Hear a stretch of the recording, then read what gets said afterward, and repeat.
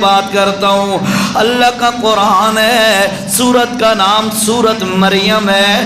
سورت مریم میں جب حضرت مریم علیہ السلام اور حضرت عیسیٰ علیہ السلام کا واقعہ ذکر کیا گیا ہے، میں بالکل اشارہ کر رہا ہوں، توجہ. اللہ نے کیا فرمایا؟ وَاذْكُرْ فِي الْكِتَابِ مَرْيَمَ إِذِ انتبذت مِنْ أَهْلِهَا مَكَانًا شرقیہ. حضرت مریم علیہ السلام اپنے گھر کے مشرقی حصے میں تھی.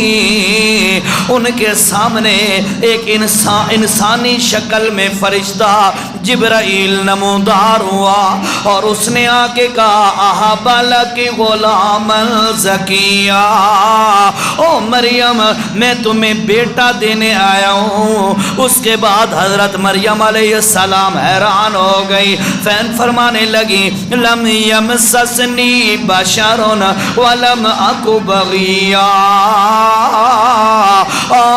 جوانا، نہ تو مجھے آج تک کسی مرد نے ہاتھ لگایا ہے، اور ولم اک بغیا، اور نہ میں حدیں پار کرنے والی عورت ہوں.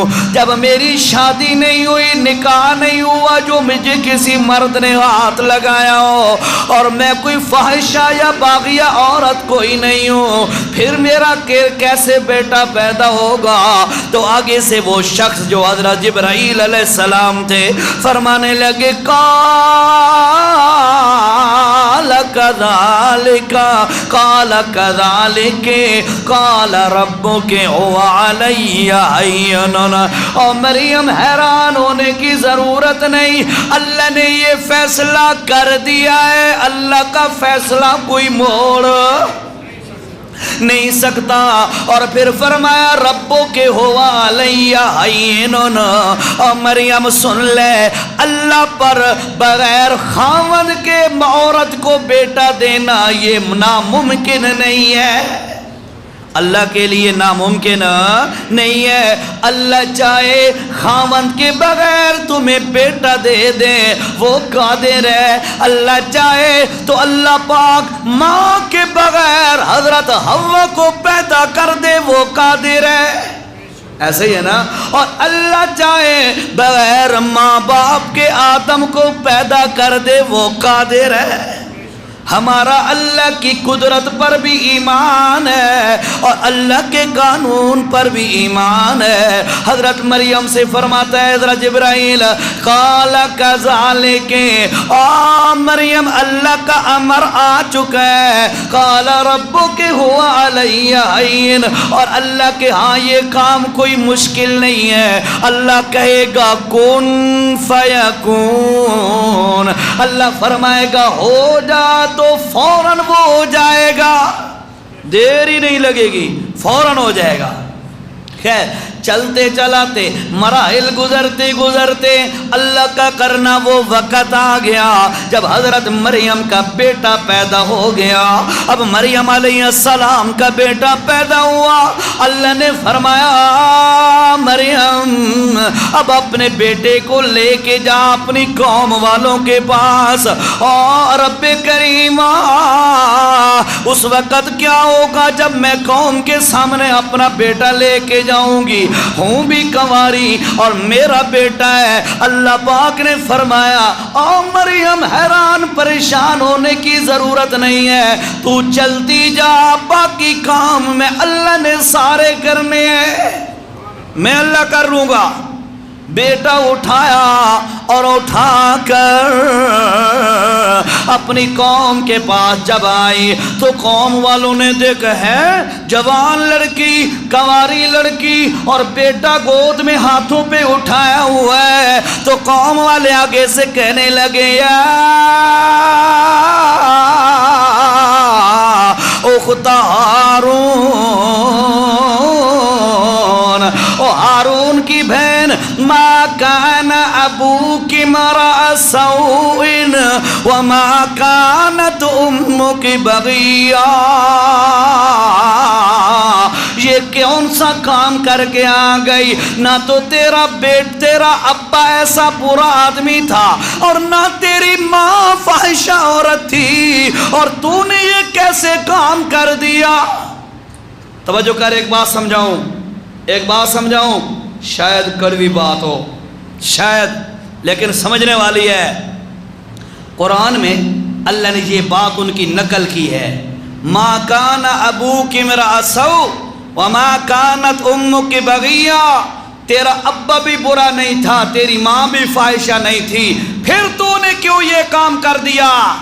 یہ آیت بتلاتی ہے، بات سمجھنے والی ہے، یہ آیت بتلاتی ہے ماں باپ اگر پاک دامن ہو تو ان کے بطن سے پیدا ہونے والی اولاد بھی پاک دامن ہوا کرتی ہے، اور اگر ماں باپ کا کردار لوز ہو، ماں باپ کریکٹر لیس ہو، تو یاد رکھیے گا ان کی جو اولاد پیدا ہوتی ہے وہ ان سے بڑھ کے کریکٹر لیس ہوتی ہے، بد کردار ان سے بڑھ کے ہوتی ہے، یہ ذہن میں رکھیے گا۔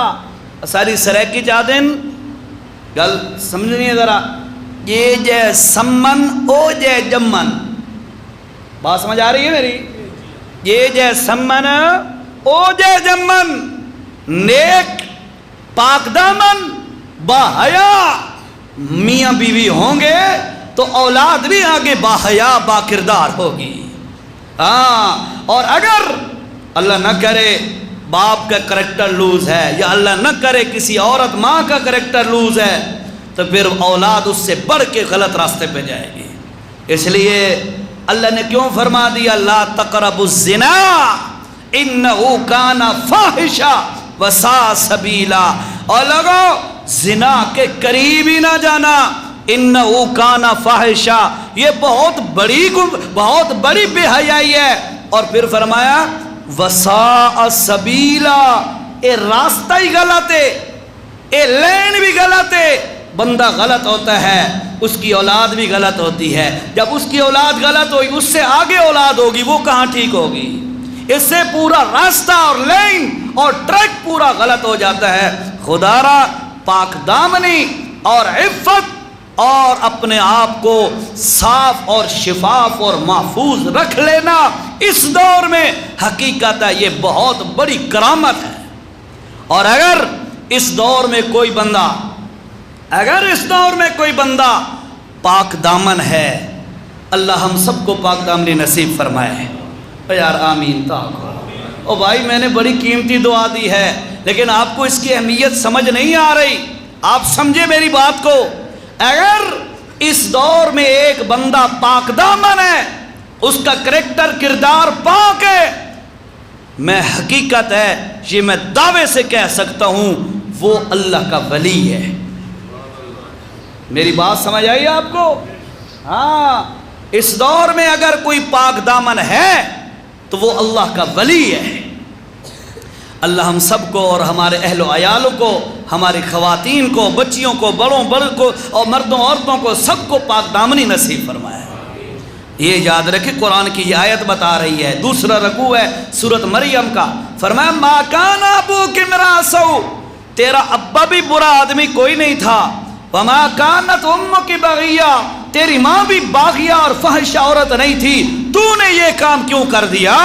قوم نے اعتراض کیا کیونکہ ان کے سامنے کام ہی ایسا ہو گیا تھا۔